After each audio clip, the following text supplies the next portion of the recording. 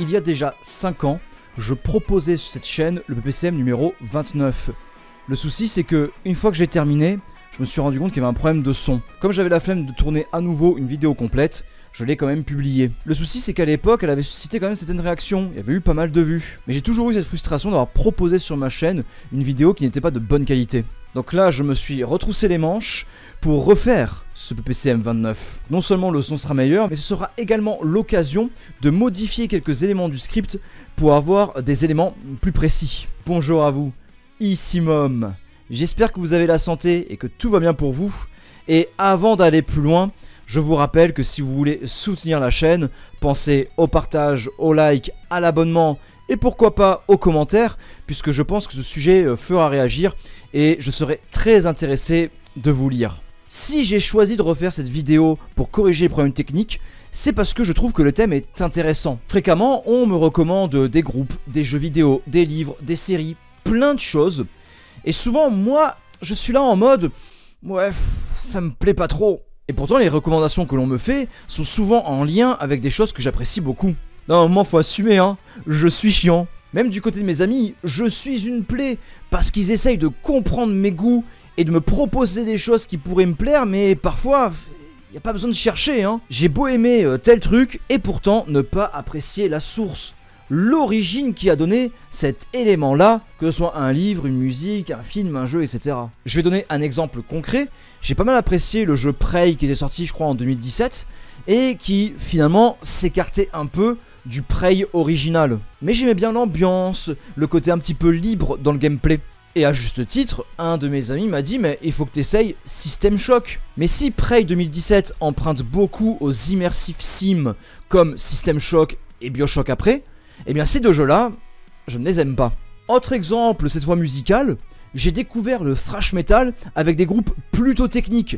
Et quand j'ai décidé de me lancer dans l'origine du thrash, eh bien il m'a fallu du temps avant d'apprendre à trouver mon plaisir dans Megadeth et Slayer. Idem côté brutal death metal, j'ai beaucoup écouté de groupes issus de la scène de la décennie 2010 et j'ai mis des années à trouver le déclic pour Suffocation. Pour ce qui est de Suffo, j'en ai déjà parlé ici. Peut-être qu'une des raisons qui me fait aimer ces groupes émergents, c'est peut-être parce que dans les groupes venus après les bases, il y a des éléments qui varient, des manières différentes de proposer la formule qui pourtant a déjà été étudiée par ces légendes auparavant.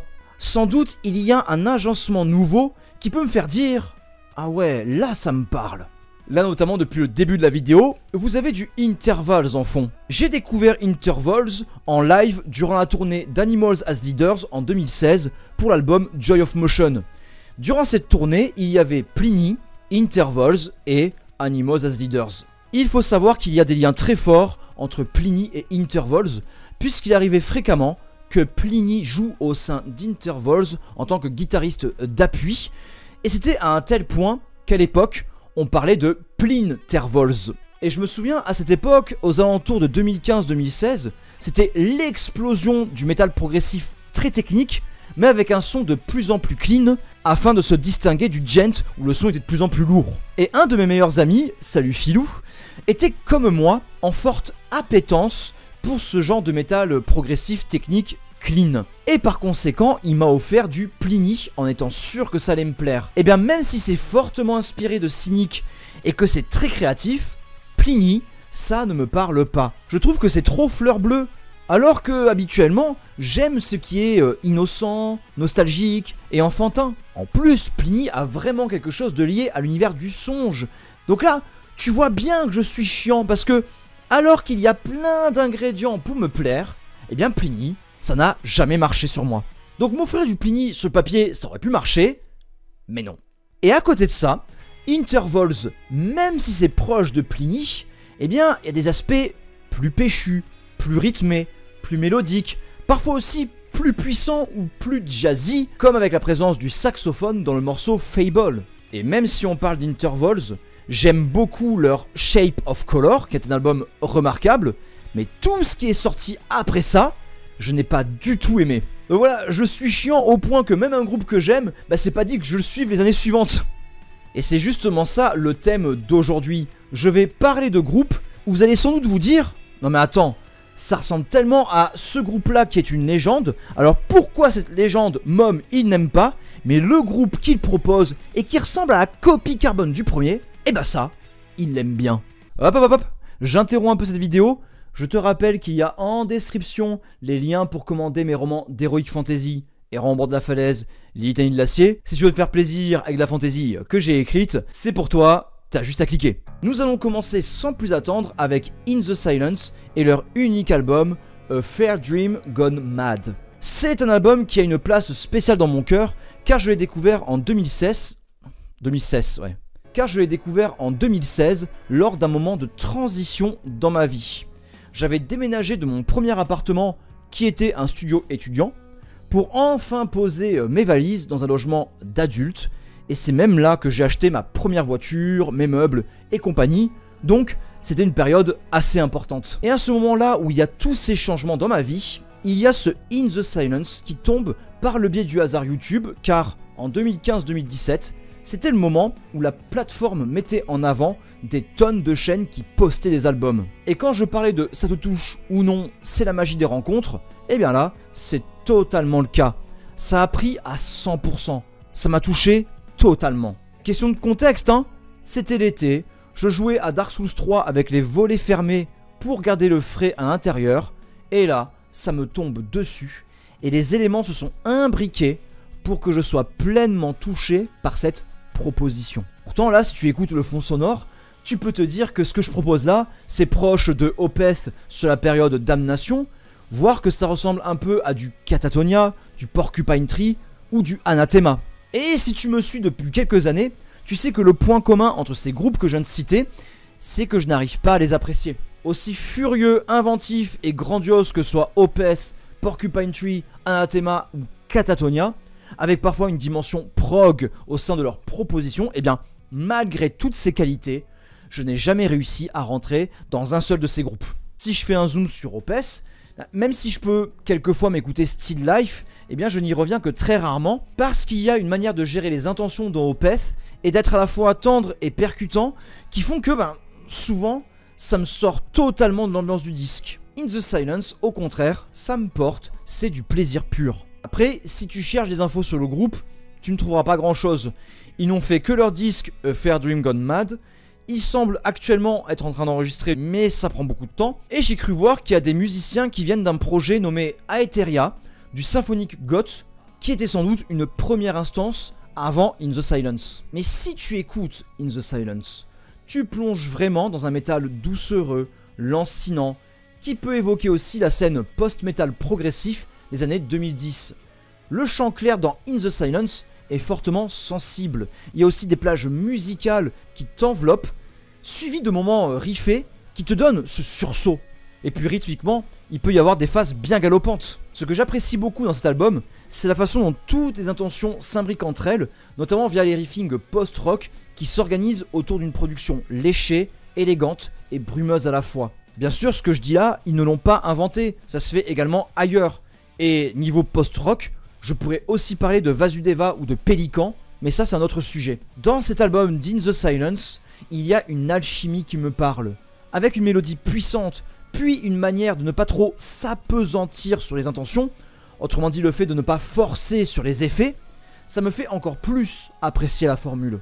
Parce que chiant comme je suis réticent à la façon dont certaines propositions de groupes fortement portées sur l'ambient et les plages atmosphériques insistent parfois beaucoup sur des phases. Par exemple, quand un groupe passe 4 minutes à faire une plage répétitive, là, j'abandonne assez souvent. Si c'est répétitif, il faut qu'il y ait des variations progressives, un peu comme dans les 2 premiers albums du projet Electro Orbital, où tout se fait dans des détails qui s'accumulent jusqu'à parvenir à une modification totale de l'ambiance du morceau. Dans In the Silence, les changements viennent de manière justement dosée, sans en faire des caisses, et les modulations se font avec une justesse et un équilibre dans les divers éléments employés. Quand la batterie par exemple se fait plus martelante, la guitare elle gagne en reverb et le chant se fait plus émotif. En somme, tout ceci m'évoque beaucoup le Fallout de Slumber mais sans le chant grôlé car il y a ce côté mélancolique. Et le Fallout de Slumber, j'en ai déjà parlé dans cette vidéo aussi. Dans ce A Fair Dream Gone Mad, on a à la fois de l'émotion, de l'ambiance, du rythme et des mélodies marquantes. Et tout ça fait que ça fonctionne sur moi. Ainsi, on est face à un album que j'ai écouté quasi quotidiennement pendant une longue année. 2016-2017, c'est le moment où je rejoins l'équipe de Thrash au Corps. Mon lieu de travail est à 40 minutes en voiture, aller, 40 minutes retour. Donc je passe beaucoup de temps à écouter de la musique durant mes trajets. Et In the Silence fait partie de ces capsules spécifiques qui renferment tout un ensemble lié à ce moment de vie. Et donc quand je l'écoute, cette capsule s'ouvre et tout me revient de manière vivace. Pour moi, ce A Fair Drink Gone Mad est un immanquable. Et sans doute, les amateurs et amatrices de ce style de musique me diront qu'il y a mieux ailleurs, que ça a déjà été fait avant. Et si vous dites ça, vous auriez raison. Mais il se peut que comme lorsque j'ai découvert In the Silence, des gens qui regardent cette vidéo vont peut-être se dire « Ok, j'aime pas Opeth, mais ce que j'entends là dans In the Silence, ça m'intrigue. » Et j'espère que cette proposition trouvera grâce à vos oreilles. De toute façon, c'est le principe de cette vidéo. Il y a des groupes majeurs qui ne nous plaisent pas, mais on voudrait tenter leur style autrement. Et les groupes que je présente ici sont donc des accès à des albums à la manière d'eux, mais avec de légères variations qui vont changer la donne. Dans cet ordre d'idées, on va ainsi plonger dans une autre proposition que j'ai découverte en même temps que In the Silence. Et là, on est sur un immense morceau. Si je vous dis Tool, forcément vous voyez de quoi je parle. Mais si je vous demande quelle est la réponse suédoise à Tool, que me répondez-vous? Si vous dites Soen, alors vous avez raison. Alors je sais que Tool, niveau métal progressif, c'est un peu contesté en termes d'étiquette.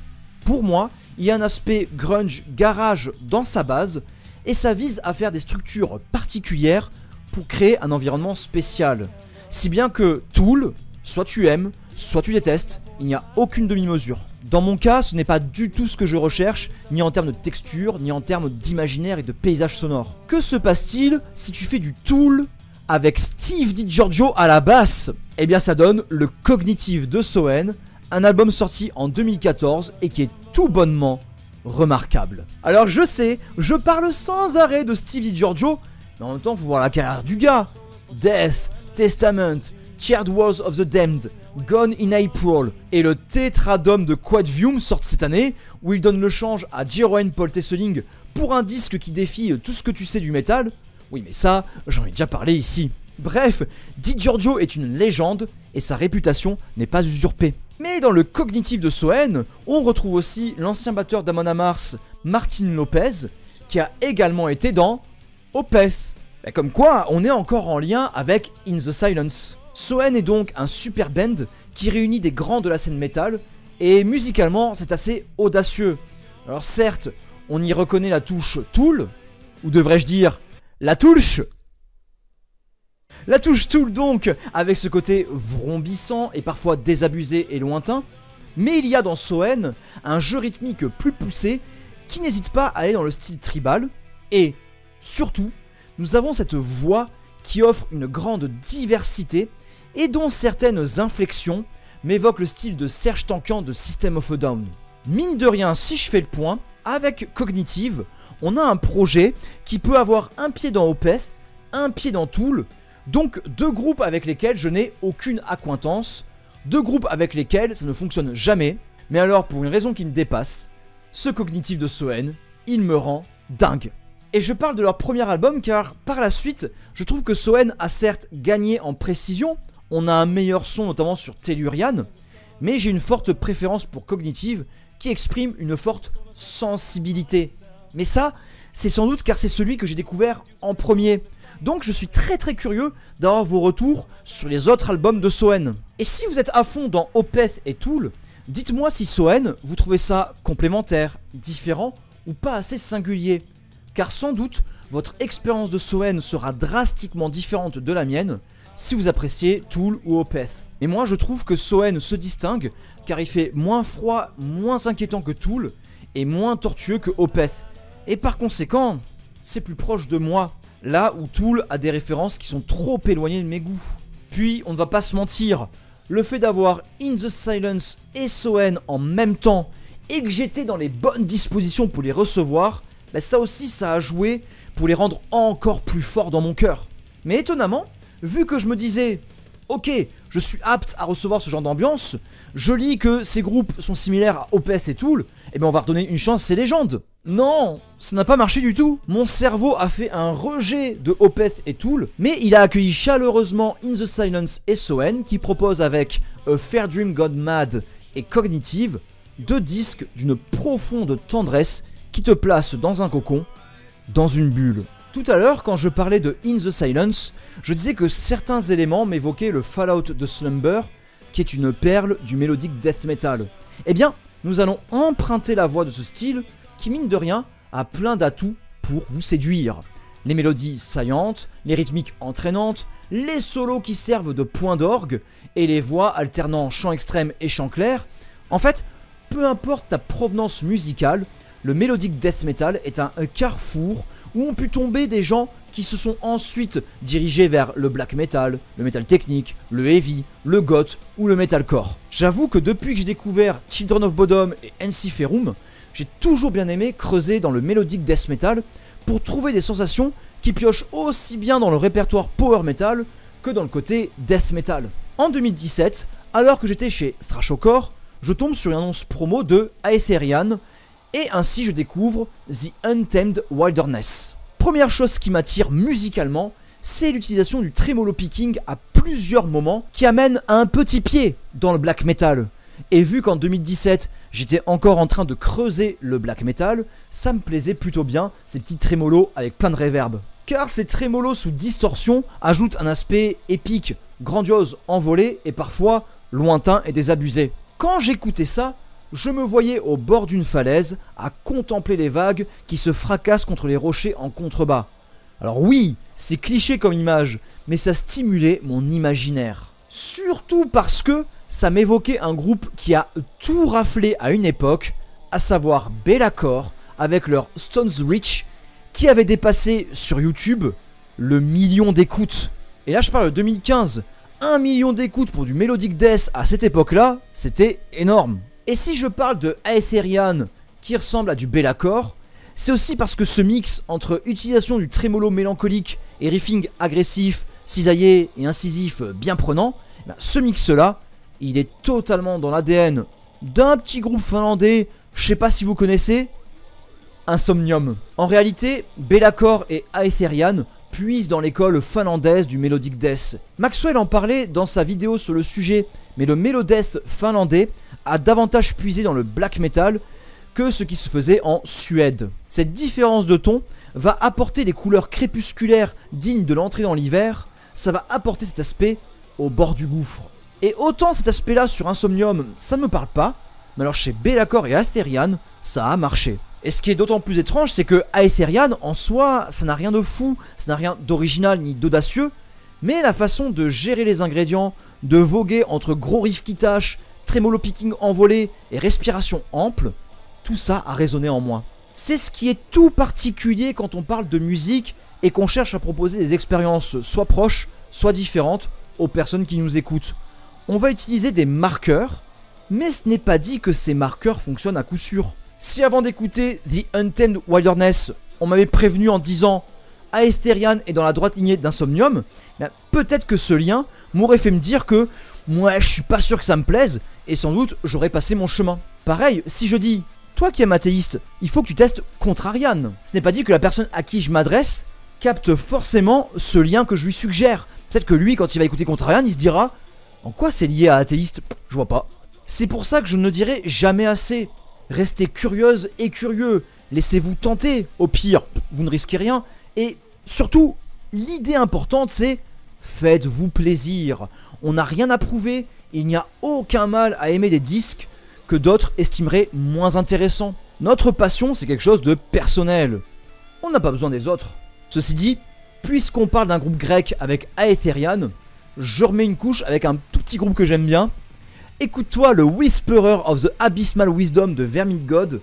Comme ça, tu auras ta dose de death calibrée bien comme il faut, avec un son de cochon. Cet album-là, c'est maxi plaisir.